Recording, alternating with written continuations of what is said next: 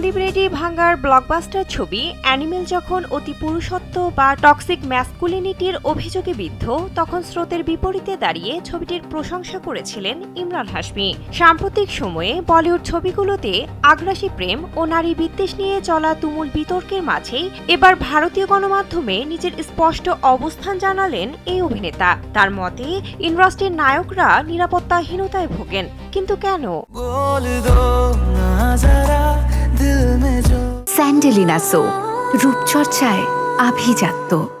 ইমরান হাশমি মনে করেন, সোশ্যাল মিডিয়ায় ওক কালচার বা অতি সচেতনতার বুলি আওড়ালেও দিন শেষে দর্শক পর্দায় সেই আলফা মেল বা দাপুটে পুরুষকেই দেখতে চায়। তিনি বলেন, সারা বিশ্বে এখন একটা ওক কালচার শুরু হয়েছে। যে অতি পুরুষালী চরিত্রটিকে এখানে টক্সিক বা বিষাক্ত বলা হচ্ছে, প্রেক্ষাগৃহে সেই চরিত্রটি রাজত্ব করছে। সোশ্যাল মিডিয়ায় শোরগোল হলেও মানুষ কিন্তু এই ছবিগুলো দেখার জন্যই টিকিট কিনছে। আমাদের দেশ মূলত এমনই।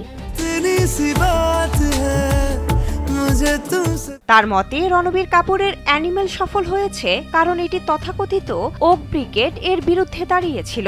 অনেক পুরুষ এই ছবির চরিত্রের সঙ্গে নিজেদের মেলাতে পারছিলেন বলেই এটি বক্স অফিসে ঝড় তুলেছে। নারীকেন্দ্রিক সিনেমার প্রয়োজনীয়তার কথা বললেও ইন্ডাস্ট্রির পুরুষ অভিনেতাদের মানসিকতা নিয়ে প্রশ্ন তুলেন ইমরান।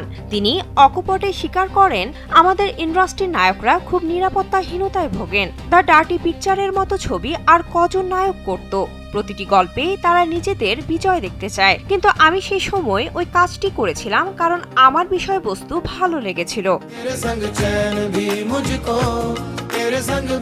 তিনি আক্ষেপ করে আরো বলেন, মুখে বলা যত সহজ, নারীকেন্দ্রিক ছবিতে কাজ করা পুরুষ অভিনেতাদের জন্য ততটা সহজ নয়।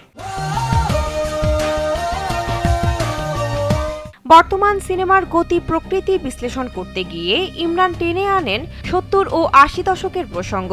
তিনি বলেন, আজ প্রেক্ষাগৃহে যা চলছে তা খুব স্পষ্ট।